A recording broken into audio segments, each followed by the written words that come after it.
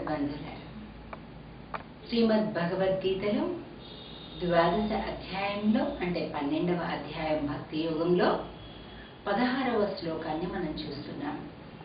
అంటే దిగులు, దుఃఖం మనకి ఎప్పుడు కూడా భవిష్యత్తు కంటే కూడా ఎప్పుడు కూడా భూతకాలాన్నే స్మరిస్తూ ఉంటాం.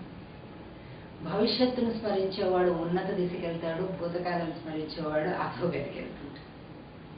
అయితే భూతకాలంలోని తప్పులను, దోషాలను అర్థం చేసుకొని విమర్శనాత్మకంగా పరిశీలించి ఆ తప్పులు తిరిగి భవిష్యత్తులోకి రాకుండా కాపాడుకోగలగడం తెలివైన లక్షణమే.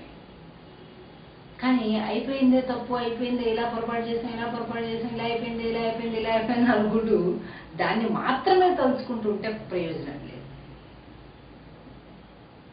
ఉదాసీనో గతవ్యదః, గతవ్యదః అంటే అతీతమైనటువంటి విషయాలు, దిగులు, దుఃఖం ఇవన్నీ కూడా లేనివాడై ఉండాలి.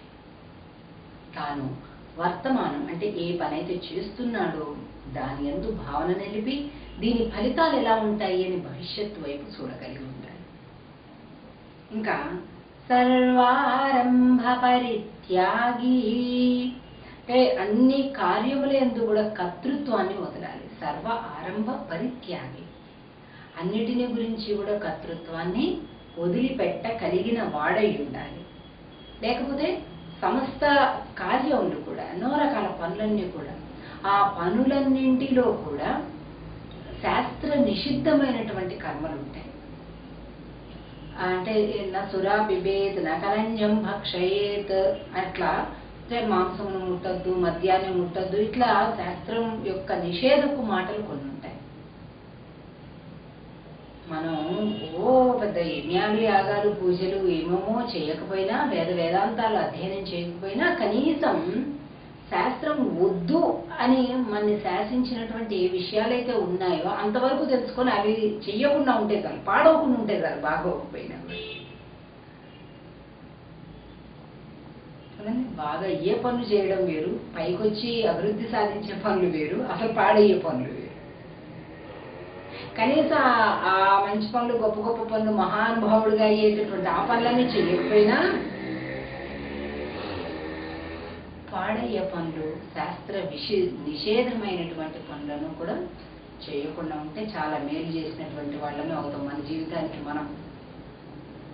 కాబట్టి సర్వారంభ పరిత్యాగి, వీటన్నిటినీ ఎవరైతే త్యాగి వదిలిపెడతారో, కాదు పరిత్యాగి బాగా వదిలిపెట్టేస్తారో, అంటే అపేక్ష లేకుండా ఉండటం, బాహ్యములోను అంతరములోను శుచిని కలిగి ఉండడం, చేసే పనిలో దక్షత కలిగి ఉండడం, అలాగే ఉదాసీన ఎప్పుడు దిగులు పడుతూ ఉండడం, ఇలాంటివన్నీ కూడా వదిలేసినటువంటి వాడు అన్ని కర్మలలో కూడా కర్తృత్వాన్ని, చూసావా నేనే చేసేస్తున్నాను అని అహంకరించడం, అదే కర్తృత్వాన్ని తనపైన ఆరోపించుకోవడం అన్నమాట.